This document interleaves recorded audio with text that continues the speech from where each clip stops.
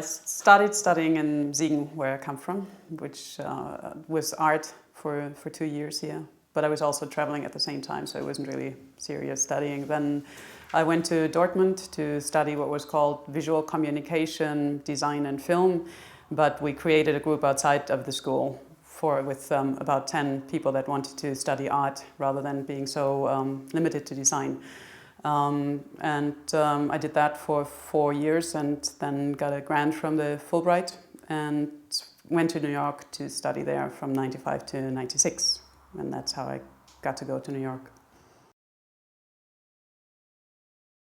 Originally, the interest for nature, and I don't think that my work is really about nature, but the original interest was because my father collected plants, orchids, and hummingbirds, lizards, and we had a lot of friends that would travel to South Africa, South America, and all around the world and would bring back plants. And there would be new species that my father would name, would find out that it's a new species. So, and these people would always come and have the greatest stories about going to the jungles for weeks and months and living there. And I always wanted to go. So the first trip that I took to Central America was to do that. And I spent most of the time of the 6 months that I was there in the forest and just living in the forest there and being astounded by everything. I did take a camera at that point because everyone told me that I should, but it turned out that everything was just green. When I came back, all the pictures were just green. There wasn't really anything interesting on it. But so that's where that came from, the interest in nature. With forces, I built models and then I would go on a trip and photograph and then I built other models, yes. They were independent, but I had... before I start the series, I have an idea of what it's supposed to look like, and I make drawings like a storyboard, so to make sure that the pictures don't repeat and that the pictures work together. So I had drawn like 10, 15 pictures for the models and built most of them and then went to photograph. Yes, but the image of the model is fairly clear and the image of the nature is fairly clear. So I'm going to those places and I'm looking for the thing that is already in my head, which is also what I'm interested in, that we always go to places and we're always looking for what is already in our head and we want to find that again, want to find the same thing that is already there and are disappointed if we can't find it. With forces, I was more interested in this romantic idea. I was very interested in why is it that people go to Antarctica. And there are so many ships that go around Antarctica, but they have to talk to each other so that the people on the ship don't see the other ships, because otherwise it wouldn't be the experience of exploring. Or people climb Mount Everest. I mean, one-eyed, one-legged, blind people, everyone climbs Mount Everest. And what is it? It is this attempt to go to places that seem untouched, and there has to be a lot of suspense of disbelief to believe that Antarctica is untouched or Mount Everest is untouched. But people spend a lot of money to go there, and that's just the extremes. And there's still the romantic notion that only the empty nature, only the untouched nature is the good nature, is the one that we want because for some reason it cleans us or it raises us or something. I was very fascinated by that idea because I think even when romantic painters were doing it, it was not the case anymore. There was no such thing as untouched landscape. So that's why I was interested in that. That's why I created these seemingly completely empty and untouched and maybe even hostile to human nature, and at the same time having them models to break this up again, to make this less believable in the end. But I do want the viewer to first believe and to feel this romantic idea of being overwhelmed by it, of standing in front of it and not getting away. That's also because why they're so large, so that you are involved by it, involved by it. Some of these images are fairly unbelievable, too, especially when you stand in front of them. But I first want to have the opposite effect. I want you to be overwhelmed by it and impressed by it and go to it and want to see it, and then to even be more effective when you do find out that it's not real. If you go towards the image and it's an image that doesn't pull you in, then you will immediately just question the image or have a distance to the image. I don't want you to have any distance. And the best way to do this is that it's spectacular or romantic or something that involves you very much.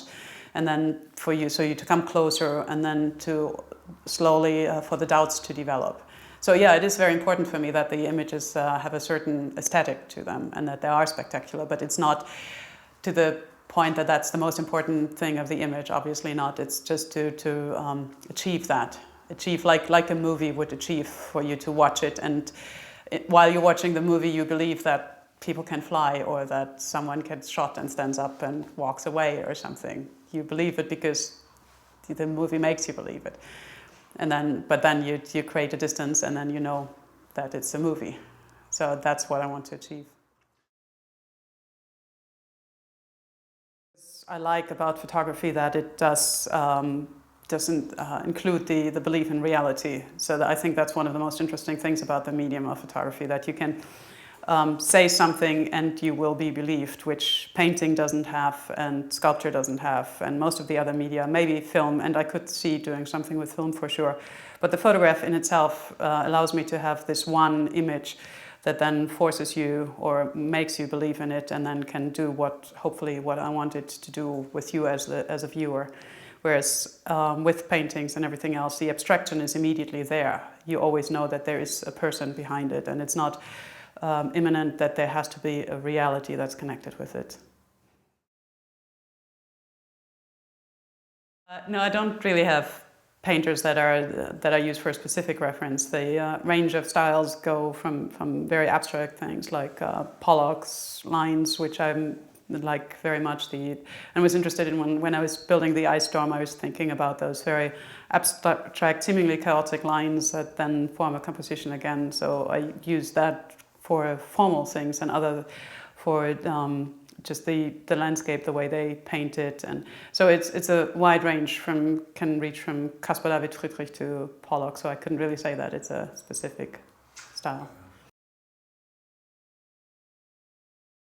Yeah, I built, with the last years it was about maybe 2 images a year. It's a very slow process because I do have the drawing, but I have to find the materials. So I have to first look, every model is a completely different piece of material, of everything. And so every model means learning something completely new. I worked with materials that range from cement to metal to cotton to baking soda to sand to anything you can possibly think of, foam, and so every material I have to try out, and if I'm lucky it works. And then the way it usually happens is that a lot happens in the first 3 weeks or so. A lot takes shape, and then I start photographing. I go to the lab in New York and I print the first prints, and then what looked good in the model doesn't look good in a photograph, so I go back to the model and work on it. And so that's when the slow process starts, and then it becomes slower and slower and slower because it's more detail oriented. And so in the end I go to the lab maybe every other day, every second day or so, because the details get smaller and smaller. And then when I have the picture that I want, I blow it up and basically have it everywhere in the apartment, and then I live with it for a week or so and see whether there's anything that I hate about it or want to change. And then if that's not the case, and I have the model and I have the negative and I'm sure about it, then I destroy the model. And so that usually takes about a half a year.